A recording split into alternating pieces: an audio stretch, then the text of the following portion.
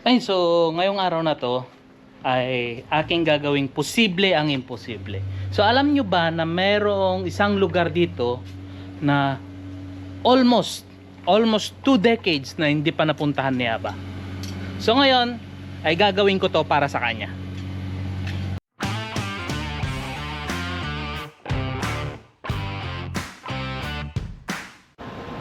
At so pagkatapos ng isang oras na biyahe namin ni Aba, so nag stop over muna kami dito, siyempre sa pinakapaborito niyang American cafe or diner.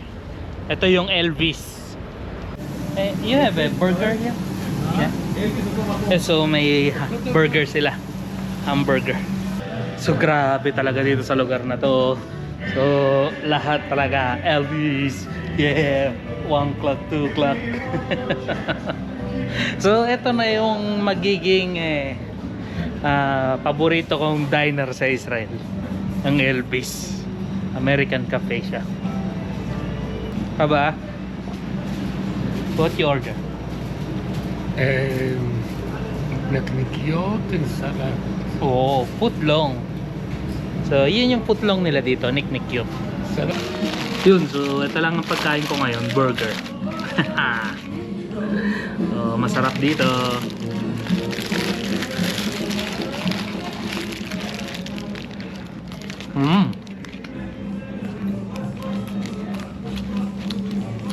Sarap. So yung destination namin niya ba ay meron pang siguro kulang-kulang isang oras pa kung traffic. Kung walang traffic, siguro mga 30 minutes nandun na kami.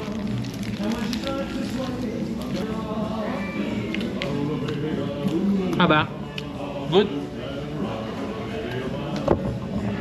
Rock Baby Rock. Music nila dito, mga Elvis dem. Yeah. Then, so nakarating na kami ngayon ni Aba. So nandito na kami ngayon sa may Prima Palace. Yan. So maganda naman yung lugar. Tapos mga Pilipino mga nagtatrabaho dito. Di ba? So papasukin ko na. So dito bawal magsalita ng masyadong malakas. So konti lang ang mga naka-check-in ngayon. Wow, lupit. Shalom.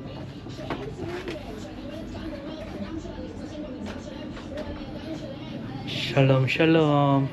לא. Maslum ka? Haba? בסדר. Seder?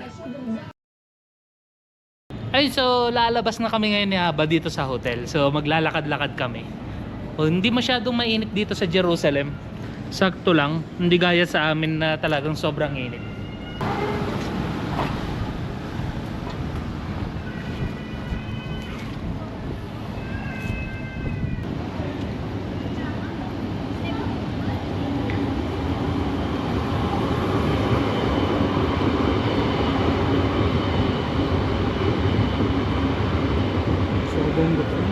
Yes. I just go inside. מה? And so, iniwan ko si Aba. So, dito ako ngayon sa Filipino store. So, titingin ako kung meron silang spam. Kaya mga meatloaf na yung mga pang Asian talaga. So, iisa na lang, oh. Chamba. Chamba, iisa. Isang lancheon meat lang.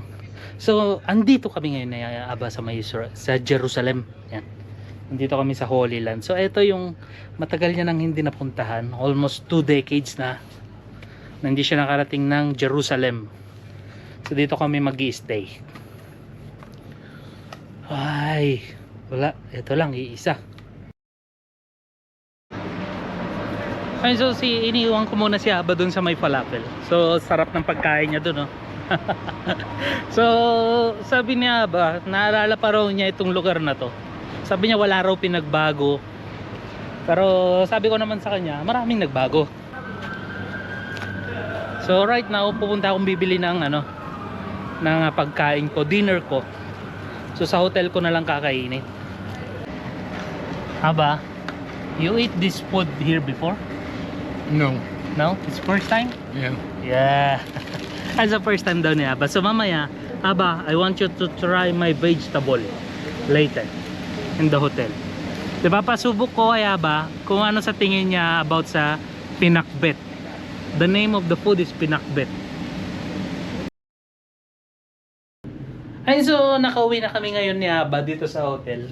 So ngayon ipaparanas ko kay Aba kung ano ang lasa ng Ilocano food, ang pinakbet.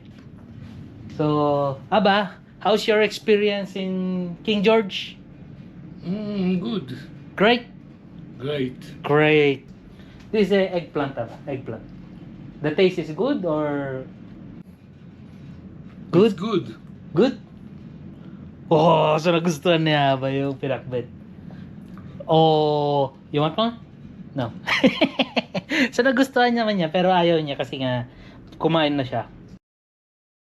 So dito ko na siguro tatapusin tong video na to. So kakain na muna ako.